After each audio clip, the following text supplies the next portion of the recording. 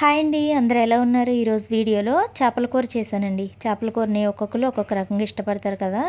కొంతమంది గ్రేవీ చిక్కగా ఉంటే ఇష్టపడతారు, కొంతమంది పులుసులా ఉంటే ఇష్టపడతారు.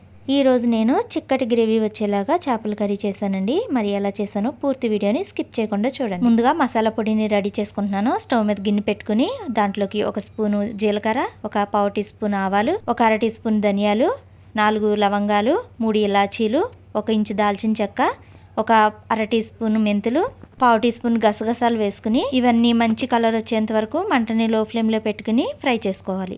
ఇవి వేగిపోయి మంచి కలర్ వచ్చిన తర్వాత స్టవ్ ఆఫ్ చేసుకుని ఒక మిక్సీ జార్లోకి వేసుకుని బాగా చల్లారనిచ్చి పొడి చేసి పెట్టుకోవాలి.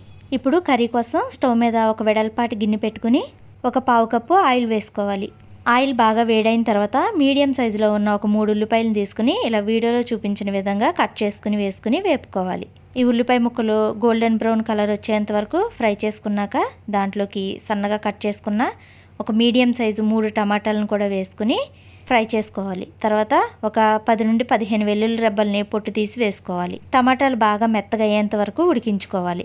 నేను ఒక 2 కేజీల చేప ముక్కలను తీసుకున్నానండి. ఆ 2 కేజీలకి తగ్గట్టుగా ఉల్లిపాయలని టమాటాలను తీసుకున్నాను. టమాటాలు కూడా బాగా మెత్తగా ఉడికిపోయినాయి. ఇప్పుడు దాన్ని ఒక గిన్నెలోకి తీసేసుకుని బాగా చల్లారనిచ్చి మిక్సీ పట్టుకోవాలి.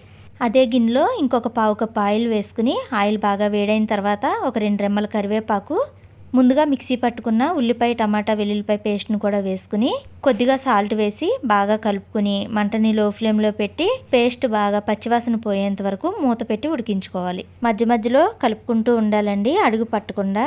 కొద్దిగా టైం పట్టినా కానీ మంటని మాత్రం లో ఫ్లేమ్లో పెట్టుకుని ఫ్రై చేసుకోవాలి. ఉల్లిపాయ పేస్ట్ బాగా వేగిపోయిందండి, పచ్చివాసన కూడా పోయింది. ఆయిల్ కొద్దిగా బయటకు కనపడుతుంది కదా, ఇంకా పేస్ట్ మనకి పచ్చివాసన పోయి ఉడికిపోయినట్టేనండి. చూసారు కదా. ఆయిల్ ఇలా పైకి తేలిన తర్వాత కొద్దిగా పసుపు, 2 స్పూన్ల కారం, ఒక 6 నుంచి 7 పచ్చిమిర్చి వేసుకున్నాను. చేపల కూరలోకి కారం ఎక్కువగా ఉంటేనే టేస్టీగా ఉంటుందండి.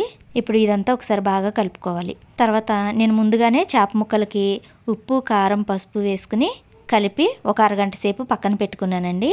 ఆ చేప ముక్కలను కూడా వేసుకుని చేప ముక్కలకి గ్రేవీ బాగా పట్టేలాగా గట్టితో కలుపుకోవాలి. చేప ముక్కలు ఇప్పుడే వేసాను కాబట్టి నేను గట్టితో కలుపుకుంటున్నానండి. అదే కాసేపు కనుక ఉడికినాయి అంటే గట్టి పెట్టినప్పుడు విడిపోతాయి. అందుకనే వేసిన వెంటనే ఒకసారి గట్టితో ఇలా కలుపుకోవాలి. ఇప్పుడు దీంట్లోకి చింతపండు పులుసు వేసుకోవాలి. ఒక 50 గ్రాముల చింతపండుని ఒకసారి కడిగి నీళ్లు పోసి నానబెట్టి ఈ చింతపండు పులుసుని కర్రీలోకి వేసుకోవాలి. చేపల కూరకి మెయిన్ టేస్ట్ ఏంటంటే పులుపు, కారమేనండి. అవి 2 చూసుకుని వేసుకుంటే కర్రీ టేస్ట్ చాలా బాగుంటుందండి. ఆ రెండిట్లో ఏది తక్కువైనా బాగోదు, ఏది ఎక్కువైనా కూడా బాగోదు.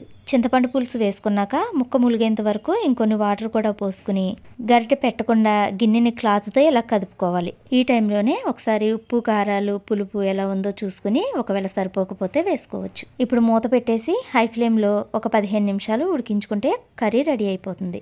కర్రీ ఉడుకుతున్నప్పుడు మాత్రం మధ్య మధ్యలో ఇలా క్లాత్ తోటి గిన్నెను కదుపుకుంటూ ఉడికించుకోవాలి. ఒక 15 నిమిషాల తర్వాత కర్రీ చూసారు కదా, చిక్కబడిపోయింది.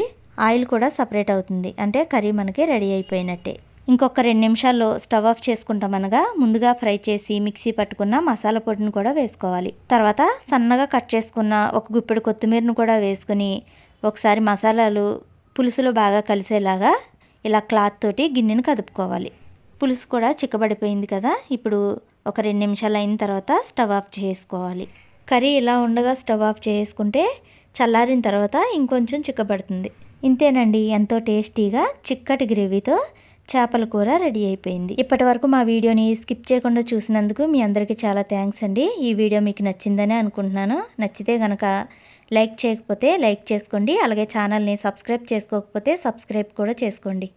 ఇంకా మా ఛానల్లో నెల్లూరు చేపల పులుసు, ఆంధ్ర చేపల పులుసు, ఫిష్ ఫ్రైతో చేపల కర్రీ చేశానండి. నచ్చితే వాటిని కూడా చూసి మీ సపోర్ట్ని ఇస్తారని కోరుకుంటున్నాను. ఇంతేనండి వీడియో. ఈ వీడియో కనుక మీకు నచ్చినట్లయితే లైక్ చేయండి, షేర్ చేయండి. మరిన్ని ఇలాంటి వీడియోస్ కోసం మా ఛానల్ని సబ్స్క్రైబ్ చేసుకోండి ప్లీజ్.